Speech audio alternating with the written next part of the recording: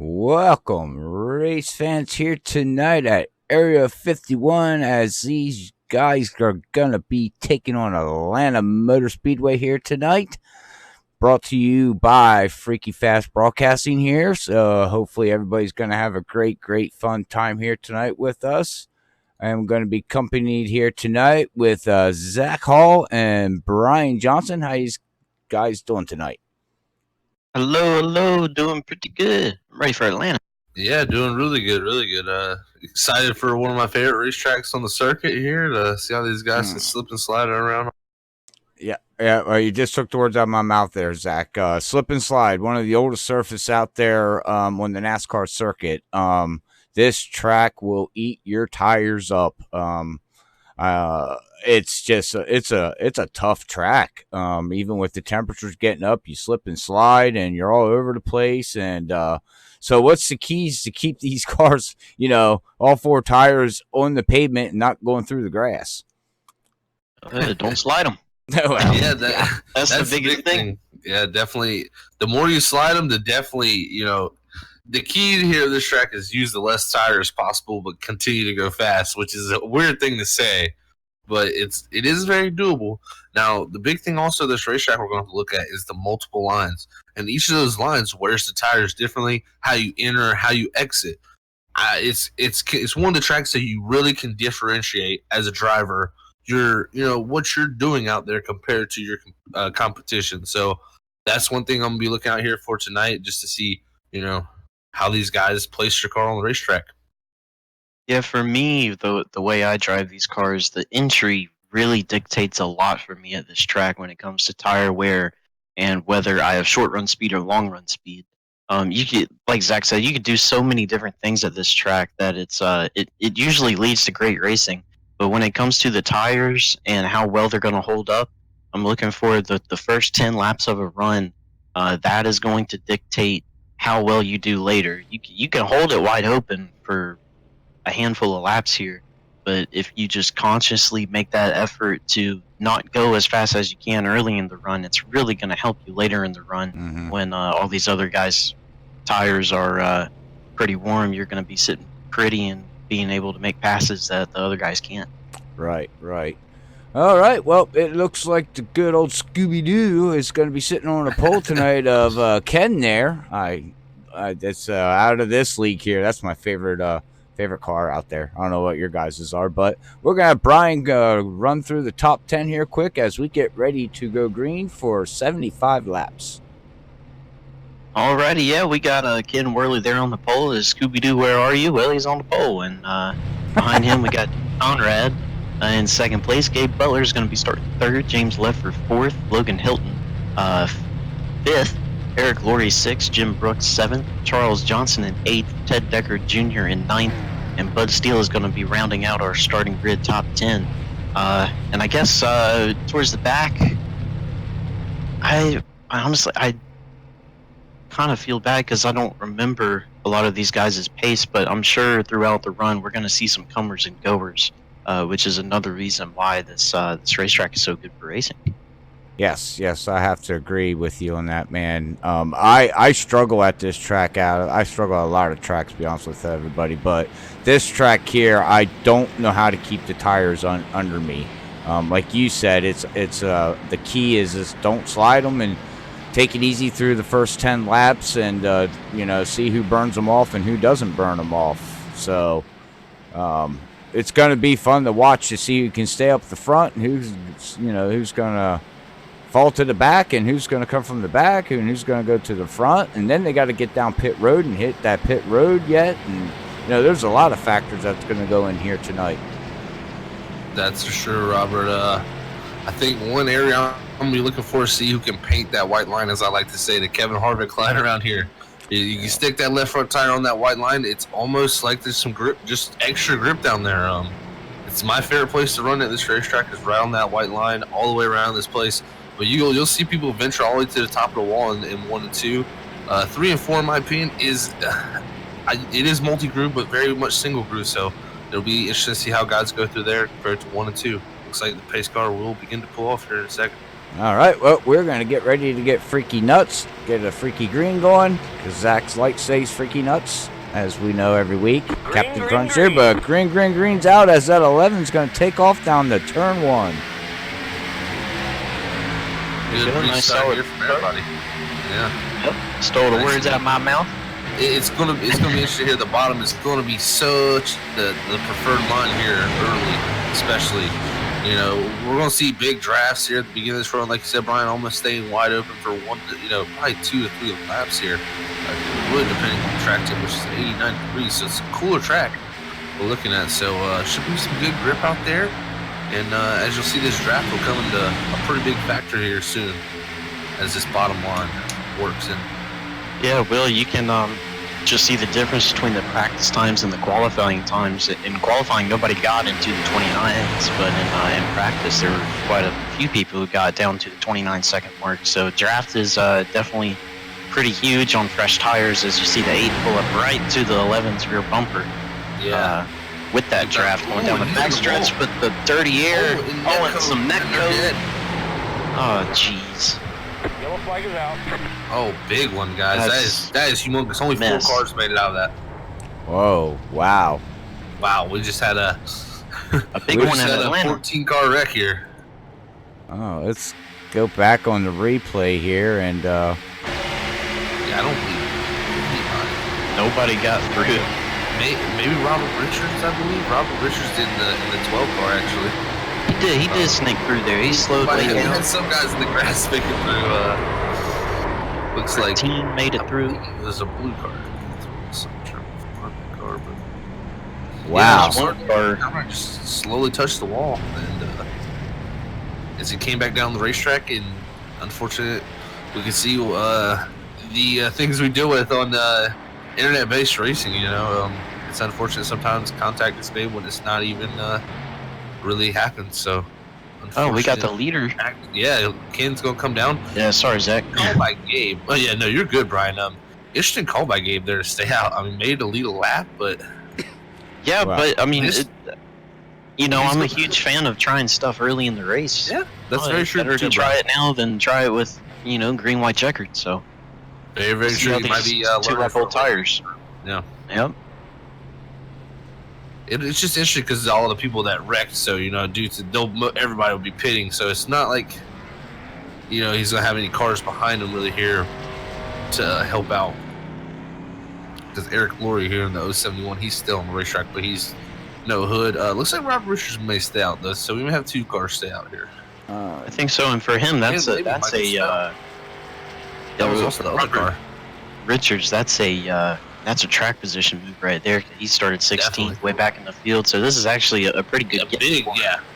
Even if he falls back a little bit there. Yeah. Yeah, that's very, very smart. That's you don't always have to win races by driving with the steering wheel. Sometimes you got to drive it with what's between your 2 ears.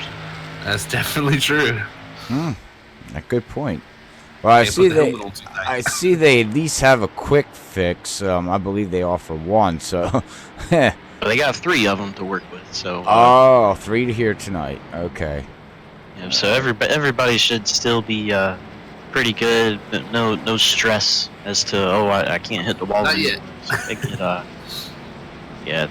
This league is very generous with the amount of fresh cars these guys get, which as we see there with the net code. Yeah, exactly. Yeah. Stuff can happen just like that, and take out a whole field.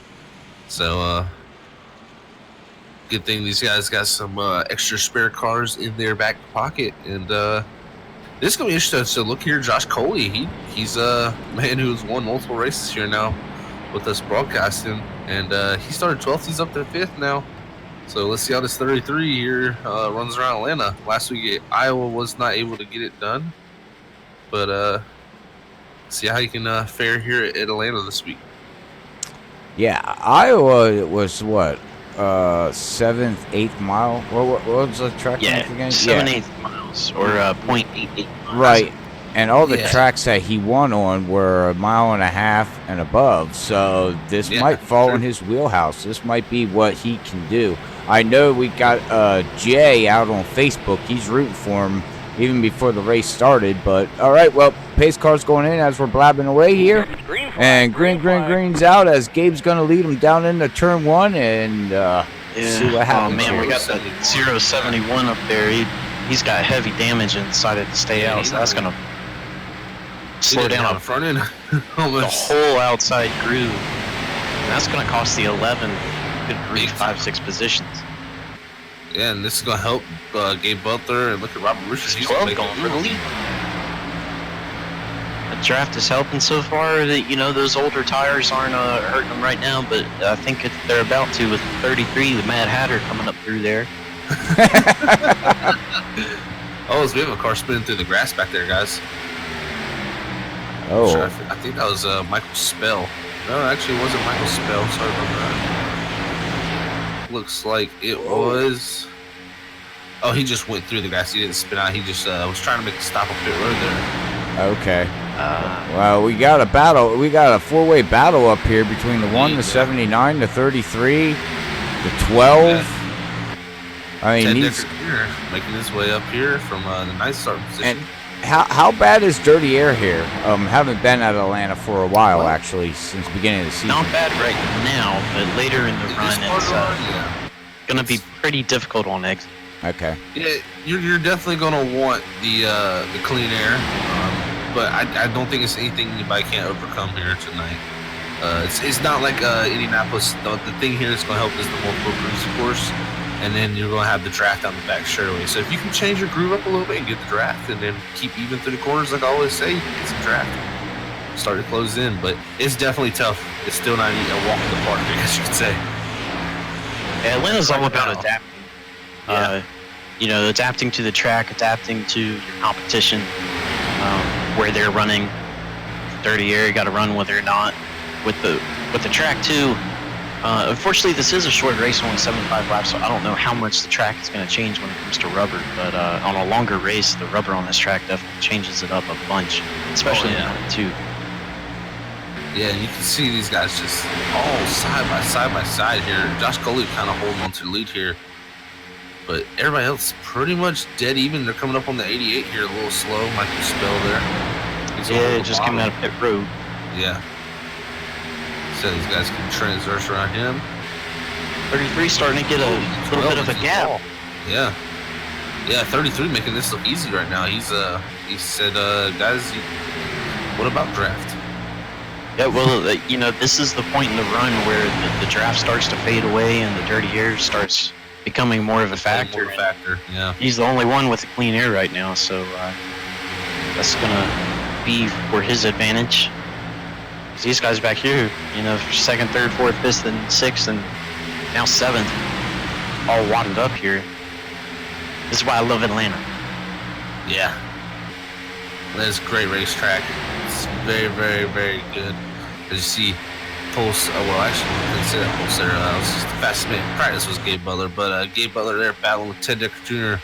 for that third position right now. And you know, it's interesting to see when the outside line will become the preferred groove. But you know, Atlanta's a weird racetrack. You know, you can really run the bottom and still keep a good roll off the bottom if you hit it right. So we'll see how this. But Bud Steele's starting to work his way up in there here a little bit. He's up to fifth. Oh, he's with going the to get turned. 01 tags.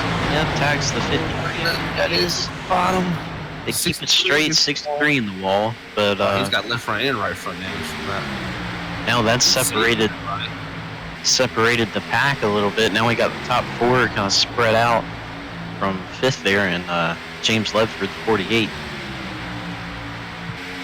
Yeah, Battle's still on for second though. I got the one trying to pass the 12. We got 79. Ted, he's trying to pass the 1 right now. Yeah, them tires are hanging on, Brian. Yeah, I'm actually kind of surprised. Yeah, it's just impressive. I mean, it'll be interesting to see once we really start to get to the point where you really got to drive these cars, and you know, really start lifting and timing when you get back in the gas. But 12 also has some right front damage. Yeah, he got through the wall a little bit a couple laps ago out of 4. He did a good job just to barely graze it, so good job with him. Look at Charles Johnson up to 5th there at the 14, so he's the head of that new pack there. He just passed the 48 James Ledford for 5th place, and our pole setter came early. He's starting to work his way back here a little bit. He's trying to make the pass for 7th here on the 53 at Bud Steele. Yeah, he's making a pretty good comeback after that restart, getting stuck behind that slow car. But yeah, Charles Johnson and Ken Worley they're definitely to me, I think the best long run drivers in this league. They can make things happen over some green flag runs. Yeah, it'll be interesting too. You got Duke Conrad, who also started on the outside of that front row. Ken, he's worked his way back to 9th. He's behind that 53. It's not easy to pass, but it's definitely doable here. See, 2nd, 3rd, and 4th still on top of each other. The gaps are getting a little bit bigger every single lap, but they're still holding on together as 14 is continuing to close in on him here. I'm actually shocked after all these laps that these guys have put down that they still got this kind of grip here.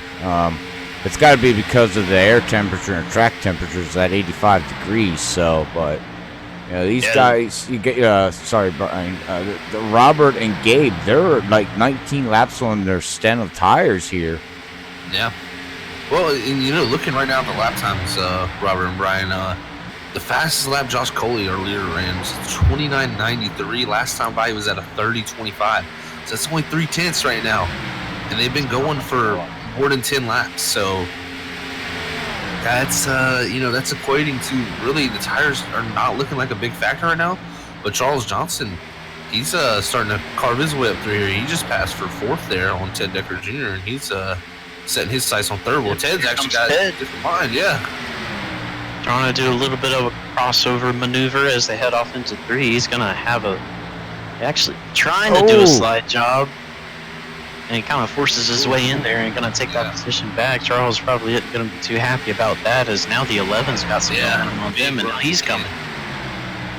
Big run from the Scooby-Doo machine there. Here comes Charles Johnson. He's got a big run. He's all over the back. It's going to give him a little bit of a bump. Oh. These guys are going to be 3 wide. This is like Ken get a big run.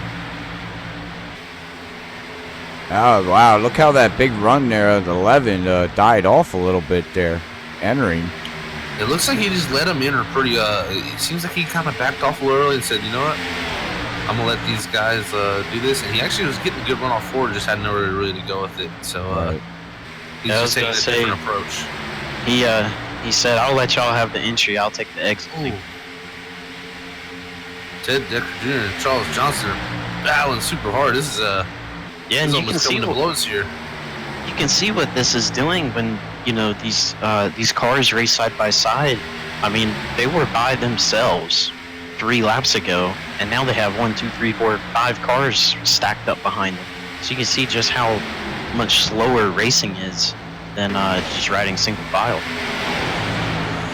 That has a lot to do with what NASCAR brought with with this package. This is what people. Whoa! Wow! That 79 looks a little squirrely right now. Yeah, he's definitely. I don't know if he's trying to side draft people or he's just it's a little too close sometimes. So that could equate into a really big wreck. So he's got to be careful there. Well, sometimes with the internet-based game like this, I give about 100 feet. That's safe. It's safer. You're not safe that far. Oh, wow. True. When you can drive 2 cars through in the middle, you got a problem. Oh yeah, I've seen that code where you could almost fit another car in between the 2 cars. So sometimes it is pretty bad, and just from that early wreck we had, it seems like this tonight might be one of those nights. But so far so good. Charles Johnson's fastest car on the racetrack right there. What happened to Scooby-Doo? Started to fall back a little bit. I don't know if he missed that corner or. Hey, he went a little high in the 1 there, and just that was a lot. They allowed the 8 and the 3 there to just get right by. And good lap times from these the 8 car, the 3 car, the 14. I think the 14 hit the wall. Now he just got a little loose off 4. Good save by him though. A little update back up front. Josh Cully now has a 1.6 lead. The second lead on second place at 12 of Robert Richards, closely followed by Gabe Butler in third place. Josh Coley's changed his line, Brian. He's moved up to the second and third groove almost. Interesting call there to see these lap times he's clicking off. This time right there, a 30.79 compared to Charles Johnson in consistently the fastest car. Actually, back to Duke Conrad with the fastest lap time at 30.56. So interesting there, and these two are battling too. Gabe Butler, Robert Richards, Gabe Butler been working on him for a long time now. Richards drives it in deep. I think a little too deep. If Gabe was patient with it, he should be able to get the run off here. Side by side down the front straightaway for second. Yeah, the 12, I feel like if he would have slowed his entry up just a little bit, he would have had a better exit and possibly could have cleared the one. Yeah, but this right here is the toughest spot. One's the tougher corner to pass on the bottom. Just the car just always seems tighter in 1 and 2 than it does in 3 and 4. And the bottom is just, I mean, really 1 and 2, all of the lines are pretty equal. In 3 and 4, the bottom line has a distinct advantage. But wow, what good racing we got going here! This is an amazing racetrack. Yeah, I'm amazed right now the way you get side by somebody, and all of a sudden, you know, the whole pack just catches you. Like I mean, look at the 14, the 8. They were like a half a second behind, and now the 14's gonna try to go under Gabe. Well, look at the car too. He's up there. And the 8, they're all catching. Guys, 30.44 last time to our leaders, 30.76. So these guys, they just caught up to Robert Richards and Gabe Butler. It's going to be interesting to see how they fare now. But they've been some of the quicker cars on the racetrack here. Can they get by these two cars that have the older tires? As Gabe Butler's trying to get by Robert Richards. So I was just about to mention those old tires. I think those 2 laps that they put on them from that first little stint we had at the beginning of the race, I think is starting to take effect right now. Or it could have been, like I said, during the short pre-race we had, about, you know, those first 10 laps really dictate what happens later in the run. And now we're later in the run, and you know, possibly the 12 and the 1 on top of having older tires, maybe it just ran it a bit too hard early in the run, and you know, trying to get free not giving it up. He is making that outside line in 1 and 2. Is there? I think the 1's going to have a chance here. Maybe not. No, the 3 is actually going to the inside of the 1. He's going to try. Not quite. Not enough momentum on the exit, but that was a good attempt at making it 3 wide there. As here comes Charles Johnson. Yeah, while this is happening, our leader's running 2 tenths quicker than all these guys. So, you know, Zach, you were just on my mind. I was going to say he's about 2.5 seconds now ahead of, you know, Rick Roberts there. So he's enjoying seeing this. Well, he's not even seeing the back of the battle, but he knows what's going on back there. Definitely. These cars are a little loose. I'm seeing a little bit of looseness out of 3 and 4. The 1 actually swaying a lot there. He's going to lose 2 positions there. The 3 with the big run off the top 3 and 4, and the 14 looks like he's going to get in 1 and 2. Now can the 3 work over this 12? The 12 gets tight right in front of the 3. A little loose too. It's definitely that push loose you got going on here tonight, probably. Yeah, and that's the worst feeling as a driver is having that push loose happen, because you got to put so much wheel into it. As the 1 comes down the pit, but you got to put so much wheel into it in the middle of the corner to have it turn, and then on the exit, just everything unloads, and you got to catch it. It's the worst thing. I'd rather have it either tight or loose, but not both. Right, and I go through that. I go through that a lot. That I get scared to put wheel into it because I know what's coming. So what do? You know what I mean? The only thing you can do is slow down. Yeah, Jim Brooks had a scary moment. He got a little bit too much of the white line. The white line's a good friend here at this racetrack, but if you get a little too much of it, it can equal easy spinning out. So he did a good job to save that there in that 76, but lost a good little bit of time here on this lap. Well, what are we looking at fuel mileage here? Yeah, you know, I was about to bring that up. Yeah, 30. That's the thing. We're having the 1 pit. Robert's on his 30.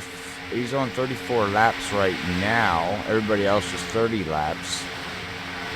I'd imagine on a 75% tank, it's probably about mid-30s, lower 30s. We got 41 to go here.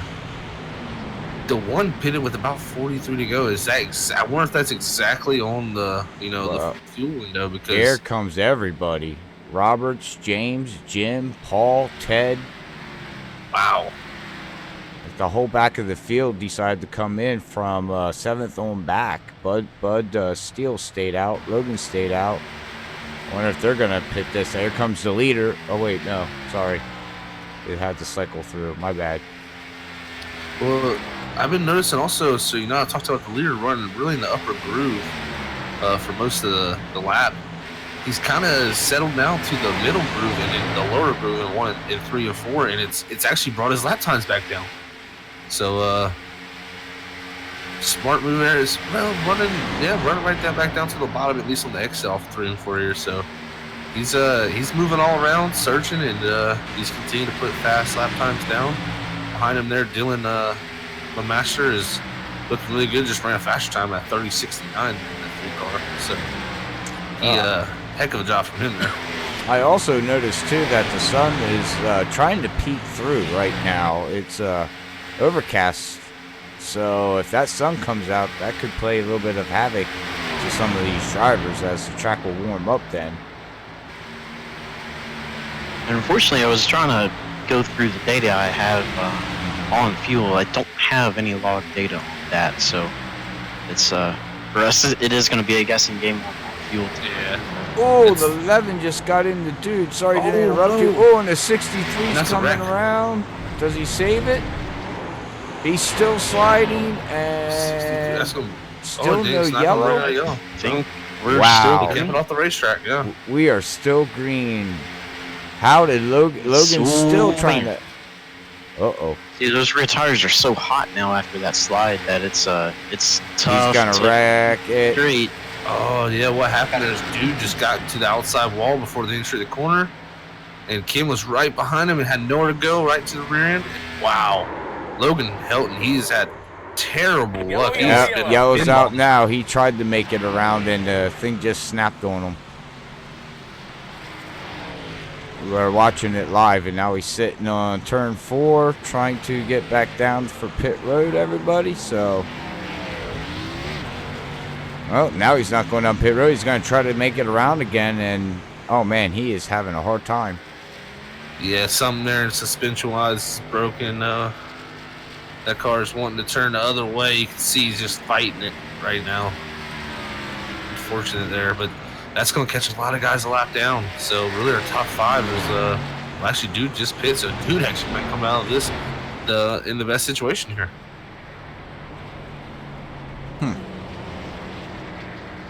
All right, well, I'm going to take this time to quick let everybody know about our sponsors here tonight for Freaky Fast.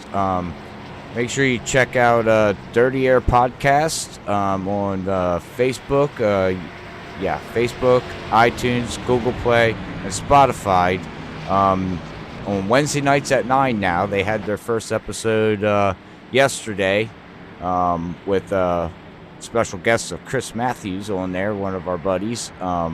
It was a great podcast, so make sure you go back and check that out. And if you haven't seen any of their episodes, you can find them on any of them platforms. And make sure you listen and follow and subscribe. But is there anything else you want to add there, Zach? Or we're pretty good on that? Did I cover everything? Nope. I think you covered everything, so thank you very much. All right. Okay, no problem. Also, I wanted to give a shout out to iPitting. Make sure anybody that hasn't checked out this software for iRacing, go to iPitting.com.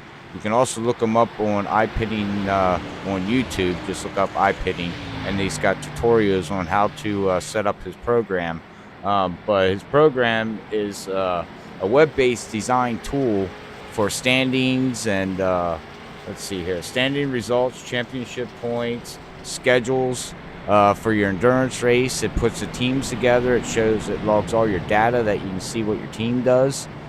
It's an awesome program. Brian Johnson here and Zach Hall both also use it for their endurance racing when they do the roadside of stuff. So make sure you give him a shout out over there. That Freaky Fast sent you on over there, and if you do subscribe to his platform, again, make sure that you left him know that we sent you that way. All right, well, I'm pretty shocked here right now. We only had 3 lead changes, 2 cautions, and Josh right now is still leading over that 3 of Dylan there, and Charles Johnson is having a whale of a race here tonight. Wonder if he's going to have a shot to win this here. If we're going to see another different winner, or do you guys think Josh is going to finally start his winning streak again? I think it's going to be kind of tough to catch that 33, but I think it's definitely doable. The other thing is that all these guys that have to take the wave around this time by, we've got probably 6-7 guys that have to do that. I doubt that they're going to be able to make it on fuel here. I think the top 4 might be pretty good, and the guys that were a lap down. But I think we're going to see some guys that may be good, but it's going to be close. It's going to be close for them guys. I think they're right on the edge. Yeah. What's his? Who was that just ran? Roberts. He ran 34 laps on fuel, so I would imagine that they should be okay unless we get a green-white checkered, and that will change the whole aspect. Or if we get a yellow. With 33 laps to go, then fuel is out the window anyway, so it really wouldn't matter. Yeah, so it's going to be interesting hearing. Brian, you said the 30. So you said the 33. I tell you what, he better watch out for that 3 car. That 3 car worked. He drove from way back in traffic, and once he got into clean air, he was just as fast. So. It's going to be interesting to see how, especially the 14 too. The 14 was putting on great lap times. We also got Gabe Willer back up here, but I believe he had to take a wave around in a bunch of these guys. So unless Gabe maybe it was the first to lap down and he got a lucky dog. Yeah, I think he was because the wave around started 5th place or 5th, 10th. Yeah, he got the pit too, so he is on fresh 4 tires too. So all right. Yeah, we got a battle here, guys. The 11 is the first one with 4 laps on his tires and then on back through. So, all right, well, they have to pass all these lap cars too. Yeah, exactly. So green's out. Off we go as that 33 is gonna set him sail for hopefully 33 laps of green flag racing. Oh, isn't that funny how that worked out? How what worked out? 33 3 laps. Takes the restart. 33 to go. Oh, I wasn't. Oh, okay. But he's 14 pulls right up to his bumper. I was gonna say that 33 decided to do a little block job there. Yeah, he's defending that inside line. That's going to be the line that's going to move right now. It's definitely the place you want to defend it.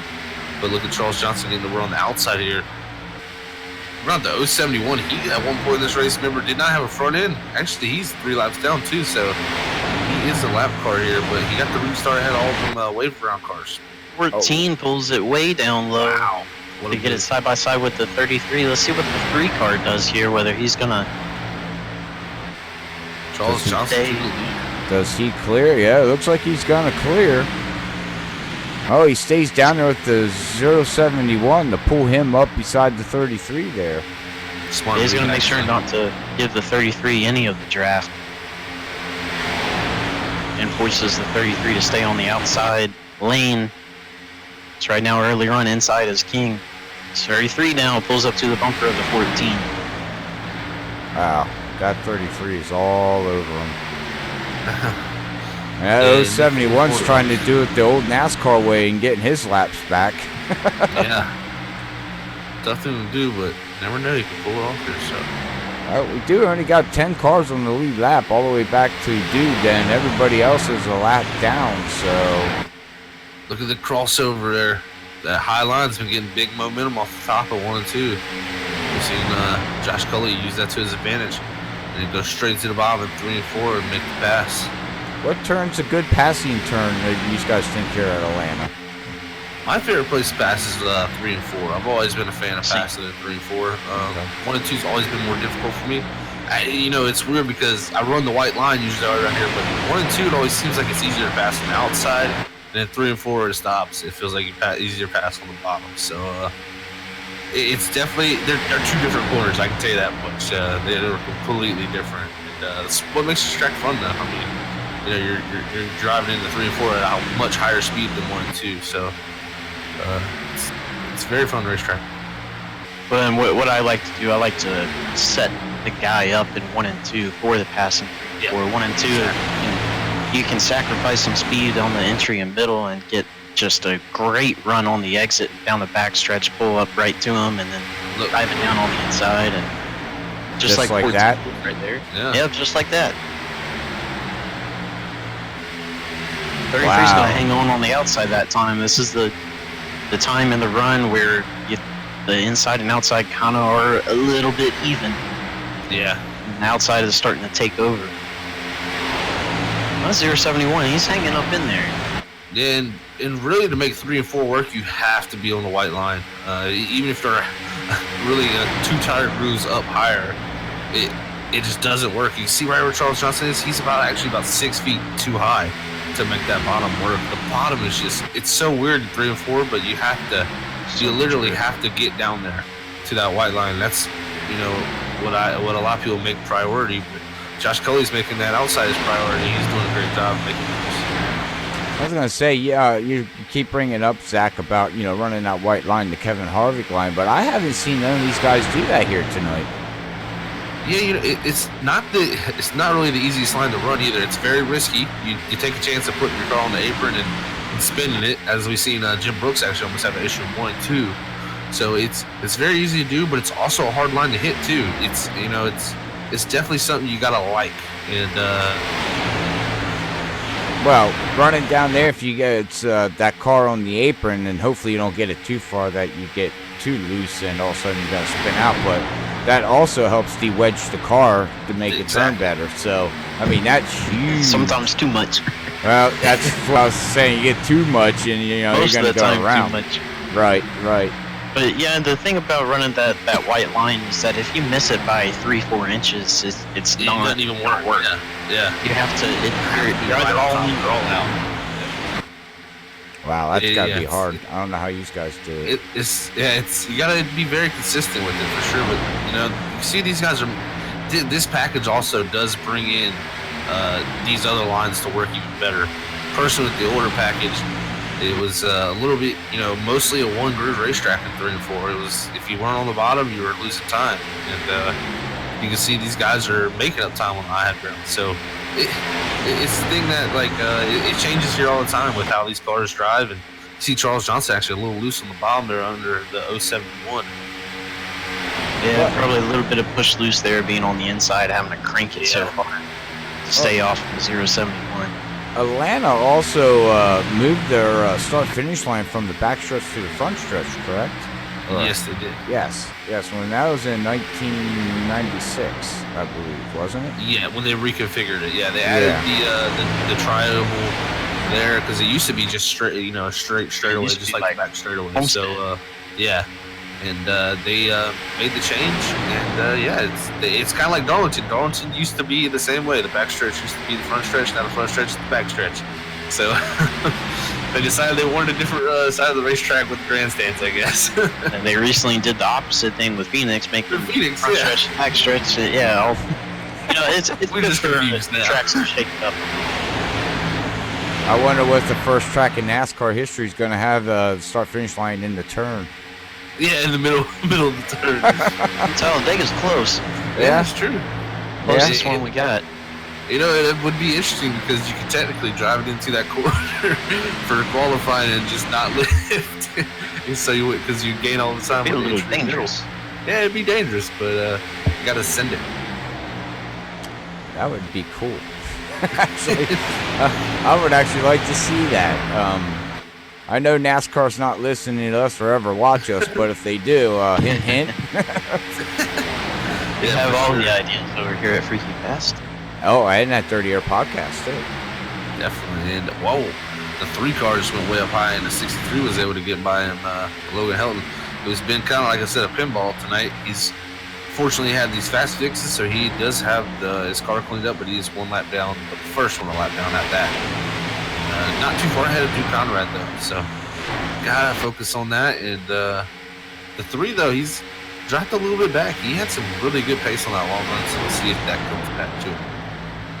And I think the 1 car of Gabe Butler, he's starting to find something here. Oh, we got somebody turning. He got the Scooby-Doo as we were watching it live. He just ran right into the back of the Cartoon Network.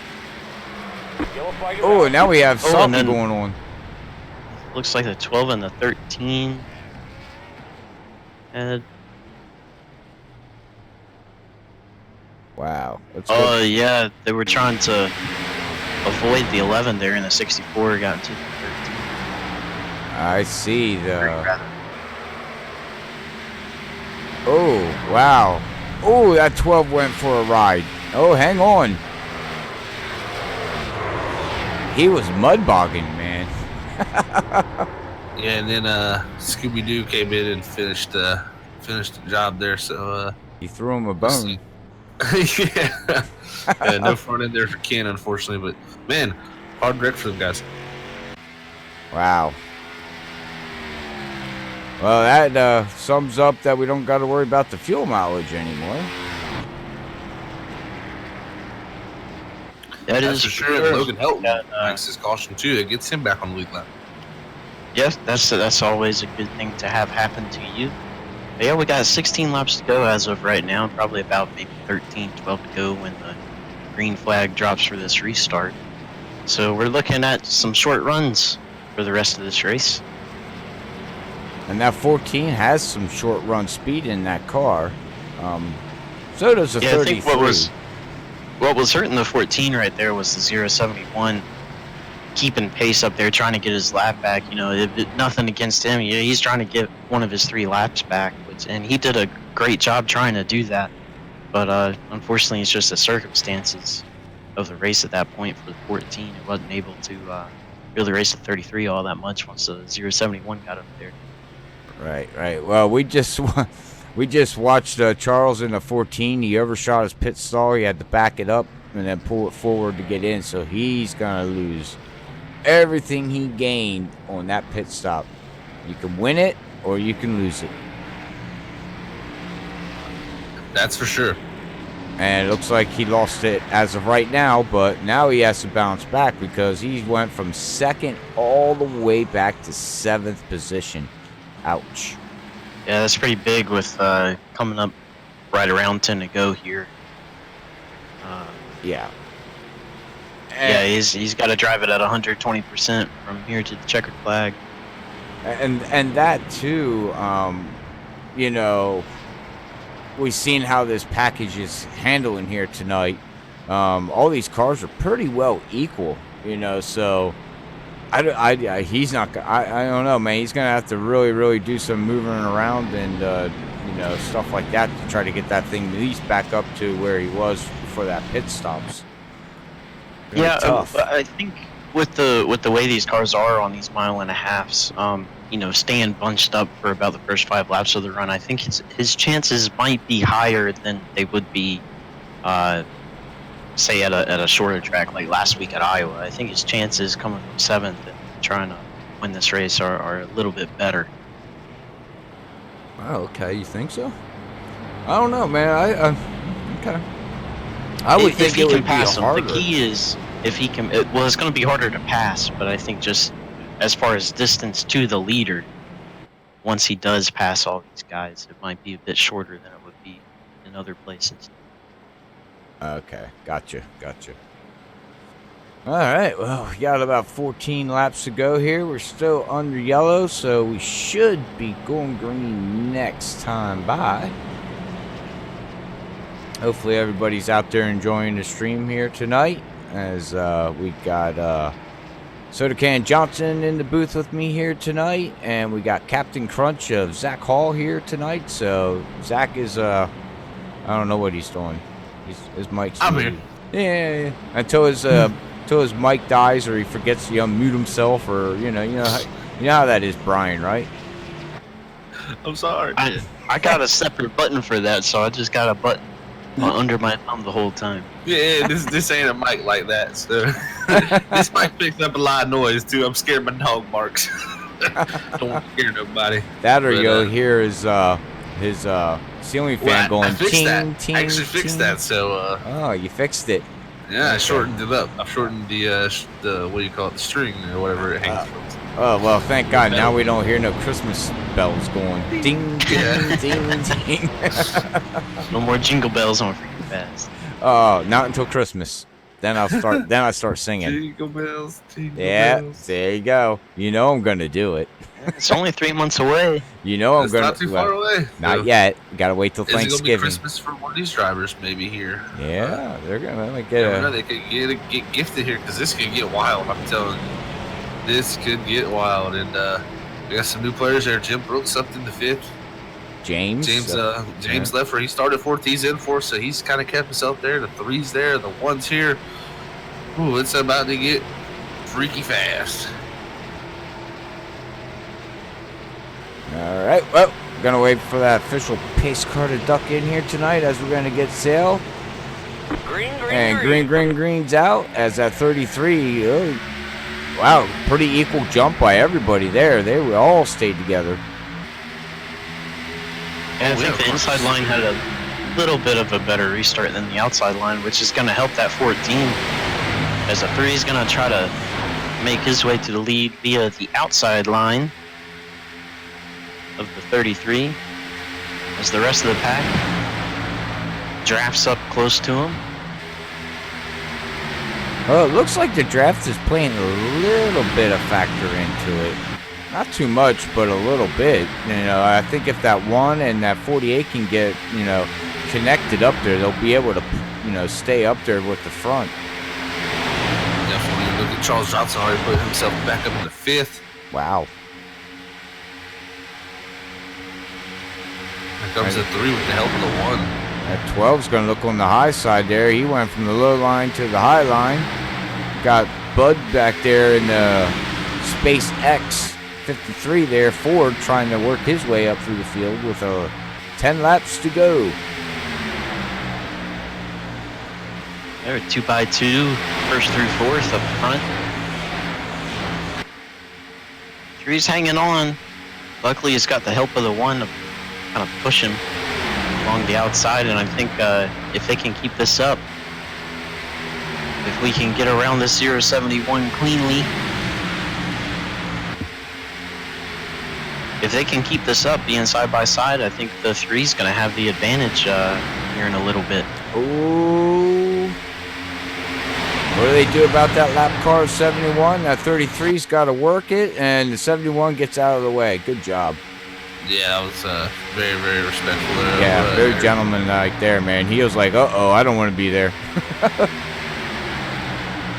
It's actually going to shuffle things up a little bit, give 33 a tiny bit of a gap. That's going to be closed up. The 1 is threatening to go down that middle there on that 3 if he keeps opening the door. He's just trying to get a good arc in. He's going to have a roar off of 2. The 76 of Jim.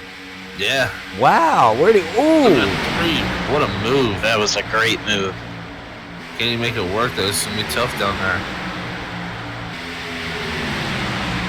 I don't know. I'm very impressed with Jim there, man. Coming from the back, he was in that first incident there with the beginning of the race. Got that all fixed up. We have Mike that just put down the fastest lap of a 29.462 in the 38. Where's he at? Oh, he's 4 laps down and put the fastest lap down? Okay. Tires. It was 11, gets a little bit into the wall and 3.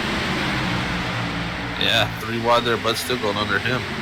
Scooby-Doo's licking the wall. Trying to do the new diffuser that you guys were talking about on the 30 Air podcast. Trying to milk him a makeshift rear diffuser there. Well, the 1 is pushing that 33 hard. I'm waiting for him to make that move the 3 did. I think he's trying to time it, though. Here's they're going to be coming to 5 to go, guys. It's getting wild. It's going to get everything you can. Josh Coley is proving to be able to hold on to his lead, but can he hold on to it for 5 more laps? Yeah, and look who's trying to get third. Yeah, 14 up to almost third. Might get third here. As you can see, the outside line is starting to take the reins. Oh no! There goes the 12. Save. He saved it. Did he really save it? We stayed. No, he didn't. Nope. And There's the yellow. And the 66 just killed him. Who's in the 66? Oh, is that Mike? That's Mike Morrison. Yeah, and he had nowhere to go, and he just creamed the front end. And we were actually watching the 12 live again, like we always do. Catching them live. But yeah, it looks like the 12 was trying to follow the 14, and he just didn't know the 3, I guess, was down there. Clear. Yeah, it was almost clear. He was almost there, but wasn't clear, though. So, fortunate for him, he's going to have to get a fast fix. And I believe he had a tow, so that will be probably the end of the race for him. But I think we're going to have a green one checker here. And this is where it gets interesting. This is the strategy right here. You pit or you don't. Tires are they're coming down. Yeah, absolutely pit. I would say tires are so important. The one hit the yellow cone at the entry of pit road. That may or may not be a penalty. That's very possible, Ryan. Now let's see any 2 tire takers. Oh. I think that might be an option here. Steal. He gets spun by the 76 trying to get in his box. Oh, wow. That was...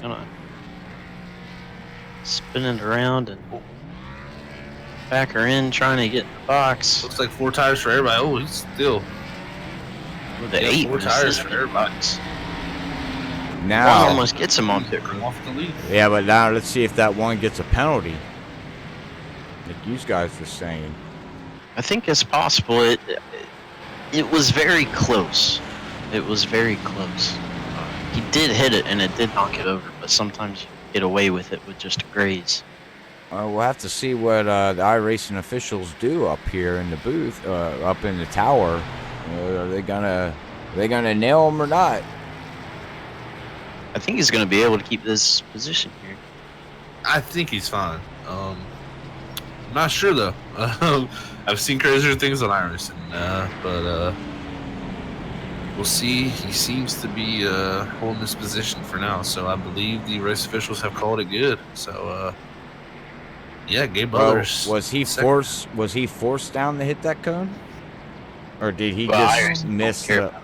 Wow, I'm trying to make a subject here. Thanks. All right, Sorry. well, forget that. Debunked.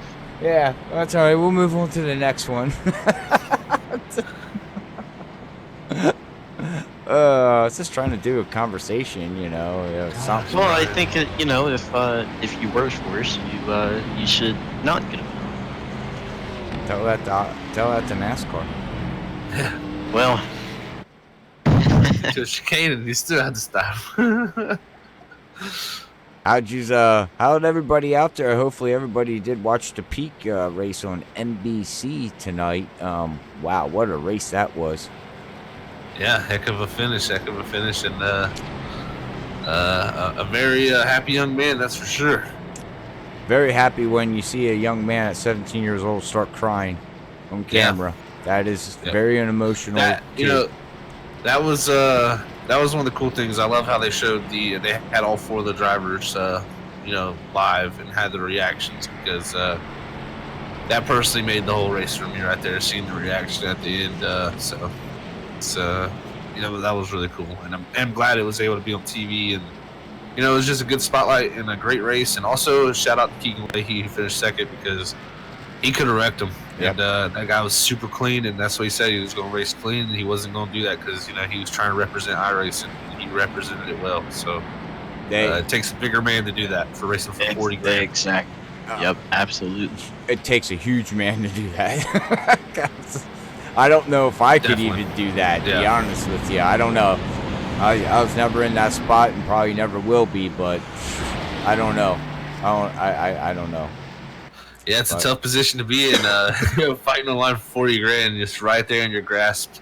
But like I said, Got some definite respect to him because that was a class act move, and also between him and Novak, nobody touched each other, and that was good, clean racing. And let's see how this finish plays out. Maybe we could have us a barn burner like that one. That's right. We're going to see how this all lays out as we're going to take our first attempt here at Area 51. First green, white, checkered, and let's see if we have a yellow or if we can finish this race with one attempt here. Because that 14's creeping up. He's creeping up on that 33 there. He's getting ready. And green's out. And wow, nice equal start by everybody again. Yeah. Well, and look who made his way up to 4th through all of that. The 11. We do. Stick that tongue out and latch onto the 1. 33, a little bit of an edge there as the 14 trying to make a pass on the apron. Wow. Oh, no. They save it. Oh, but the 48 but they don't doesn't. behind him. And no. Attempt number 2. James just went. Let's go back and see what happened with James here. It looks like he had to check up from the wreck up front, and I think he was at the wrong place at the wrong time in that 48. Let's see here, going down the backstretch. He gets behind 79. The 8 blinked out there for a second. And, he just went up and hit the 79. I'm not sure what happened there, but Bud got involved. Oh, there goes the 12. The 66. I don't know. The 48 just reacted to what was going on in front of him, and I guess he thought he was clear on the high side, and he wasn't. Yeah, it's a tough position to be in, and looks like we'll have us another green-white checker here. I mean, that took some. It didn't really hurt the 1 and the 14. They only both lost one position there, so dropping back to 3rd and 4th, that really hurt the other guys, like you were saying, Robert. So, let's see how this next restart plays out. I know, I don't think we'll have anybody come down pit road. Of course, as far past pit road, nobody has come down. So, these guys are going with what they got now, and we'll have one more attempt at it. Oh boy. Well, let's see if we can get that Scooby-Doo in victory lane.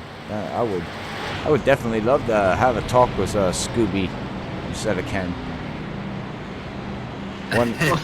What a thing to say. Well, no, I got nothing against Ken. Yeah, I know. I'm just messing with you. I just want to hear Scooby-Doo talk. Any of these, maybe he can do a voice for us. Maybe there you go. Maybe he does. Rabby. I think any of these guys in the top 5 have a chance at taking the win here. All these guys, 33, the 11 to 1 to 14, and the 3, they've all shown some short run speed. Well, I just noticed on the 14, he's got left rear damage, doesn't? Oh, wait, maybe not. That might be on my screen. Does he have damage on the left rear there? No. On the left rear. I think his car is pretty clean. Okay, it must be. It's on my end. Might be a glare. Yeah, it looked like he had a little bit of damage. Well, I guess not. It must be my eyes. I'm blind. It's okay. We forgive you.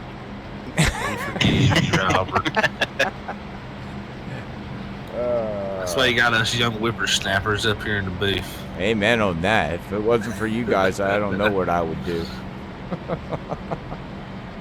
You do it still. You just you might not have as much to laugh about, but That's true. I'm gonna have to get a Scooby-Doo sound effect, Brian, so you can. I do. I need a grab. Yeah, that'd be really funny. Oh, that would be hilarious. And then you'll hear me hacking and coughing and laughing and sound like I'm dying. Well, Scooby's got his tongue out, so he might be a little tired too. So he might be huffing and puffing here trying to get this win.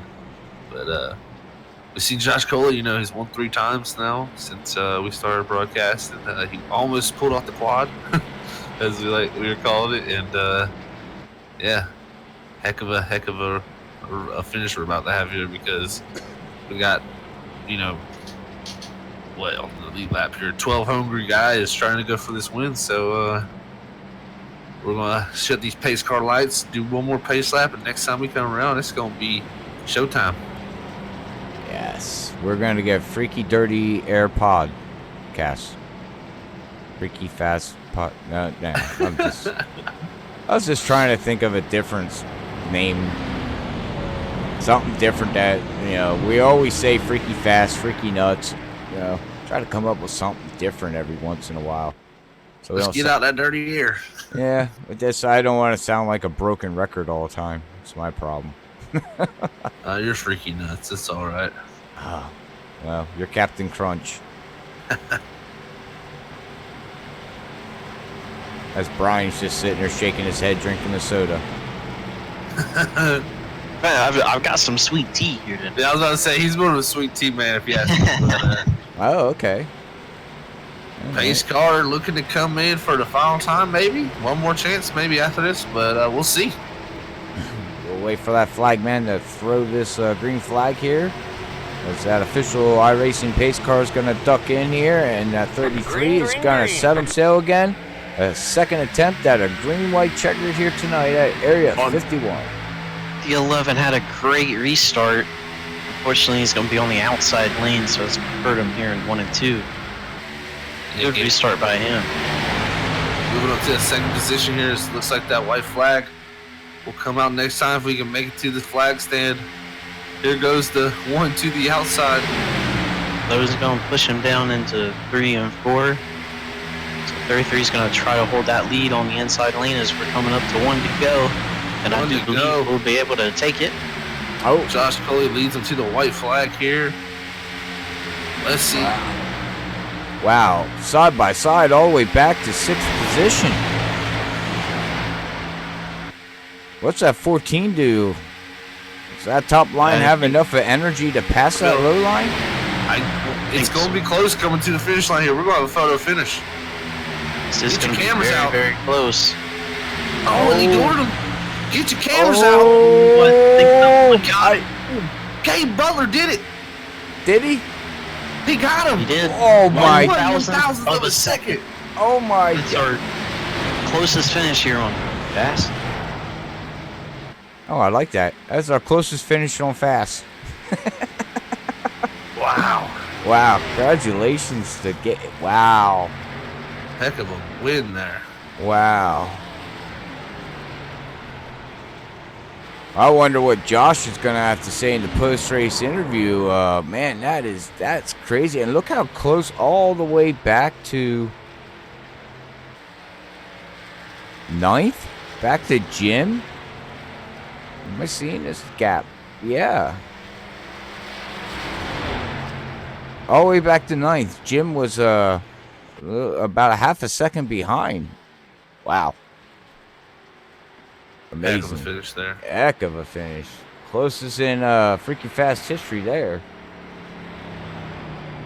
That's for sure. All right. Well, as we get ready to get our post-race interview stuff ready to go here, hopefully we can get the top 3 in here for an interview here. But we're going to quick run to a commercial break, and we'll be back after this quick word from Beat a Match.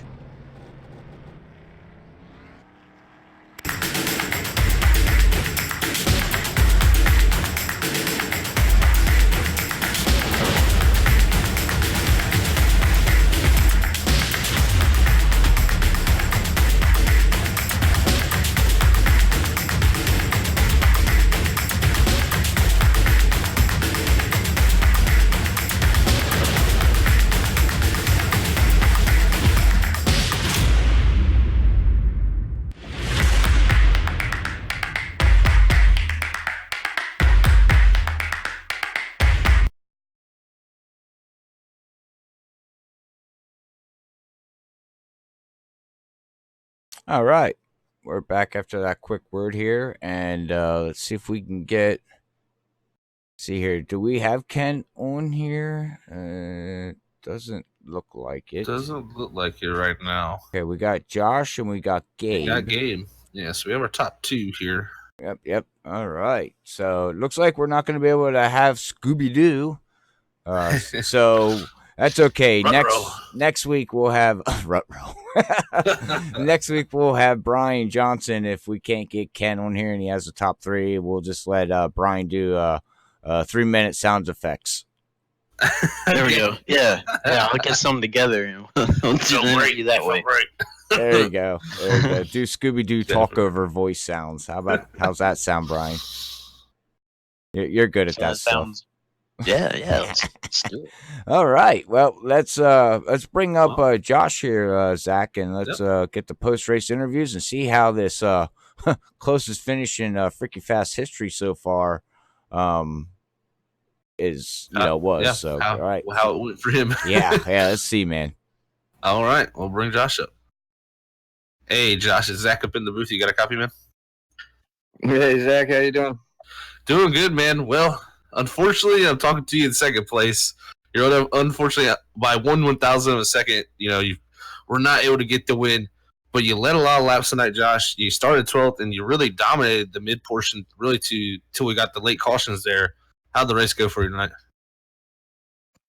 Yeah, I ended up in the top 5 pretty quick, so I decided to see if I could stay up there, and I ran away for a little bit there until we got a caution, but it was a fun race, good setup.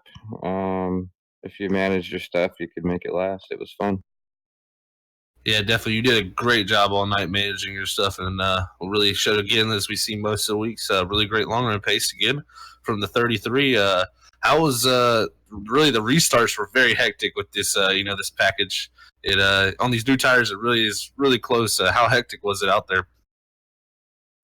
Oh yeah, it was it was wide open the first 4 or 5 laps, so basically super speedway style, I guess. The bottom felt good the first 2 or 3 laps, and then by lap 6 or 7 the top was the place to be. So it was fun, but it was super hectic those first few laps for sure. Yeah, definitely like a mini Talladega out there. But unfortunately, like I said, you came up second tonight, but great run again. 1/1000 behind Gabe Butler. Our closest finish, actually, in Freaky Fast history. So congrats on that. Before we let you go, Josh, anybody want to send a shout out to, man? Just friends and family watching, Area 51, Freaky Fast Broadcasting. And then I want to congratulate Gabe on a good, hard fight to the end of the finish line there. I guess it's his birthday as well. So I felt good about finishing second tonight, and I'm happy for him. So that's cool. Awesome, Josh. Well, we'll catch you next week, man, and go celebrate your second place finish tonight. All right. Thanks, Zach. All right, guys. That was our second place man, Josh Cully, the 3-time winner here. He was 1/1000 behind for the 4th win, but like you said, he's happy to finish second to the man who's actually his birthday. So that's new information for us there. So that's pretty cool. So, Robert, you're about to talk to the birthday boy and the winner. That's right. And guess what? We're going to sing him a happy birthday because that's what you do. So prepare yourself here as we're going to talk to Gabe getting his victory. First time in Area 51 here at Atlanta Motor Speedway. Gabe, Robert up here in the booth. You got a copy there, buddy? Yeah, Robert, how you doing, man? Hey, I'm doing great. Well, one thing I got to start off with, I hear it's your birthday, correct? No, it's not my birthday. It was Bud Steele's birthday today. Oh, so Josh was all messed up. Well, where's Bud at? We got to get Bud in here. Bud. We'll have to sing Bud a happy birthday. But anyways, man, not to get off on the subject on your victory here on the first one here at Area 51, which you're lucky it wasn't your birthday because I would have sang happy birthday to you. But, man, you started third tonight. You only led 4 laps. Your fastest lap tonight in this race was a 29.651. How was the race for you till halfway there? How was the car for you? It's pretty good to start getting a little bit tight. I'd say about 10 or 15 laps in, but I was just trying to maintain a line just to save tires a little bit. But overall, pretty good. Awesome. All right. Well, that second half of the race then, as we counted down with 10 to go, and a caution came out, and then we had our first green white attempt, and you got a little bit of damage there on the right side of your vehicle, there, your left side, sorry, your driver's side. There's a little scraped up and everything, and a caution came back out, and then we had another caution again for a second attempt at a green white checkered, and that's what set the sail on the top there. Were you really driving that car hard? And what was your game plan to try to get by that 33? Well, I felt like the top line was where it was going to be at with 2 to go like that, and I Okay. was trying to keep him down there because there's only so much you can do in the bottom line. Josh is a tough competitor, man. He's an awesome driver, but I got a little bit lucky. I had Ken Worley behind me, and he gave me a little push at the end there, got me across the line with just by a bumper, it looked like. There you go. Yeah, by a bumper. Scooby Doo helped you there. How's that? How's that feel? Having Scooby Doo pushing you. I ain't gonna say anything about that, but I'll take it. All right. Well, hey, Gabe, congratulations, man, on getting your first victory here. Closest victory ever in Freaky Fast history. What was it? One thousandth of a second, I think it was. My scoring showing different there, Zach. Oh, mine shows 1/1000. One thousand. Okay, my It scoring. can't get much closer. Yeah, I was gonna say I don't think we can get any much closer except the tie. So, well, you hold the record at Freaky Fast for getting the closest victory. So, I don't think that's ever going to be beat. So, but before I let you go celebrate this and you get ready for next week here, bud, is there anybody you want to give a shout out to? Yeah, quick shout out to my teammates, Duke Conrad, Eric Lowry, and Dylan LeMaster. We try to work together. It's kind of hard to hook up on a track like this, though. So, and quick shout out to you guys. You do an awesome job broadcasting. You're one of the favorite broadcasters out there, and also great job by Area 51 running this league. Charles Johnson, Bud, Spell, he does a lot of work, and of course Dwight. And I'm sure I'm missing some guys, too many to mention, but they do awesome. I'd like to thank everybody for that. Yes, we'd like to thank them too for everything. But all right, man, congratulations again, and we'll let you go celebrate, and hopefully we catch you to make it 2 in a row as next week. I forget what track we had to, but hopefully you can make it 2 in a row, man. Well, let's see what we can do. Thanks, Robert. All right, no problem, Gabe. Take care, bud.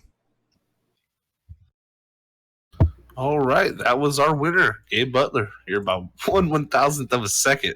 So closest finish in Freaky Fast history. Congrats to him, though. So the one car was able to put it in P1. Yeah. My scoring's showing a little bit different, but you guys is I have a 0.2, so that's why I was asking because mine's showing different. But it is what it is. The scoring. It's probably maybe 15 or 16 10,000ths of a second. Yeah. Yours may have rounded up. It rounded it up for you. Yeah. That's why I was like, okay, I don't want to say it wrong. Which way I'm going here with it.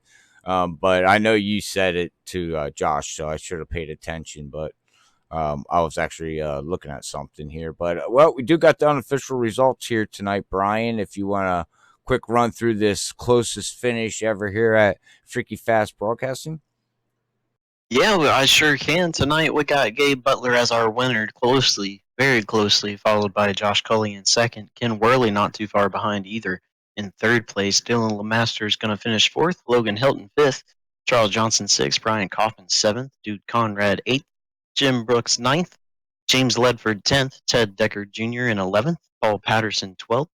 Michael W. Spell in 13th. Mike Morrison 14th. Eric Laurie in 15th.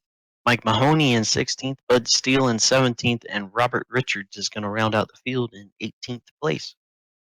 All right. That's our unofficial results here at Area 51 here at Atlanta Motor Speedway. And I'd like to start off by saying about tonight's race, wow. Just wow. But the main thing that I want to talk about is Robert Richards there finishing last. He was up there in the front, there for a while and showed a pretty strong car. But unfortunately, the circumstances didn't work out for him. But what a race, guys. so close, and we all seen, of course, here live, closest finish ever in freaking fast history, and I don't think that record's ever going to be beat. But you never know, right? I mean, we could have a tie. I don't know I how. have seen .000 before, but Really? it's still, it's one of those deals where iRacing calculates further, but it only shows you a certain amount of decimal points. But I have seen .000 at on some occasions, but it still does differentiate the winner. So I wonder if it was actually a tie. How's iRacing ever do that? That's a good question. Good question. We might need to call Steve Myers up. Yeah. Yep. Tweet Steve Myers at iRacing. Ask him about that. I'm sure they'll have an answer. But that's Right. my thoughts about tonight's race. Do you guys got anything you want to add into there? Really, I just got one word, which is Atlanta. Tonight was a very, very typical Atlanta race, which is, sometimes typical can be used in a bad way, but tonight it was definitely in a good way. This track, like we said before the race, it promotes great, great racing, and that's exactly what we got over here at Area 51 tonight. And as a spectator and a driver, I love this place, and I can't wait to come back. Yeah, that was out of this world finish, so it's only right for Area 51, I guess you could say. To have that type of finish there, that was wild. Congrats to Gabe Butler on the win. That's awesome to see. Really good racing. Love Atlanta, and it was just a fun time to be able to watch these guys go around this racetrack and battle side by side. All over the place, from the white line to the white wall. So, I just couldn't express how much fun Atlanta is, and if you never ran laps around Atlanta, get out there and do it. Yep, I have to agree with you on that, Zach. Get out there and do it if you haven't. It is in any car, it's fun. I don't know. Okay, let me rephrase that. Not in any cars. There's certain cars that don't belong on Atlanta, but a lot of you can run the K&N cars here. It's fun. Stuff like that. The Nation Xfinity cars, the trucks, stuff like that. Is fun here. But anybody's out there looking for a league, make sure you check out Area 51. They do race the Super Speedway Series on Sunday night, 9 o'clock Eastern, and they also do Monday night. Indy Cars? That's right. Sorry, Indy Cars. They are both broadcasted from Burnt Rubber Racing. Make sure you check out their streams. Then on Wednesday night, they're do the truck series. They're broadcasted by Extreme TV with Matthews. So make sure you check them out. Check him out over there at Extreme.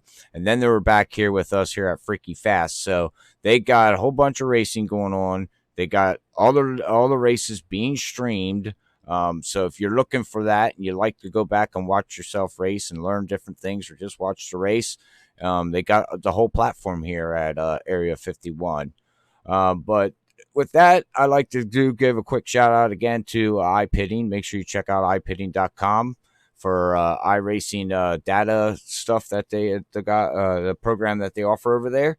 Awesome program that he has going on over there. So please go over there, download it, watch the tutorials on YouTube on how to use it and set it up. It's really plain and simple, and it basically runs itself. And it's got a lot of interaction on his website at iPitting.com. And not but not least, as Zach knows what's coming here, make sure you check out Dirty Air Podcast every Wednesday night at 9 o'clock for all your motorsports and sim racing news.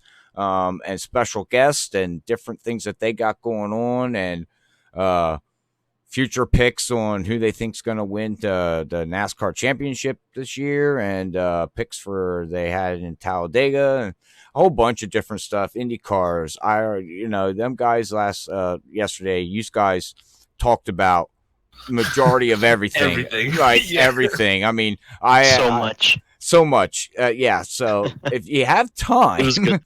Yeah. go back and listen to it. But if not, listen to half of it and then listen to the other half later. That's about all I can say right now on that one. But you guys did one well of a job. So, but with that, being said, we are going to get ready to hit the road, and we'll be live at Talladega at Freaky Fast on Saturday night at 9 o'clock in car with me to see if I can beat Brian Johnson and Zach Hall and everybody else over there at Freaky Fast Racing League. So make sure you tune in on YouTube and Facebook this Saturday. But until then, guys, we are going to sign off.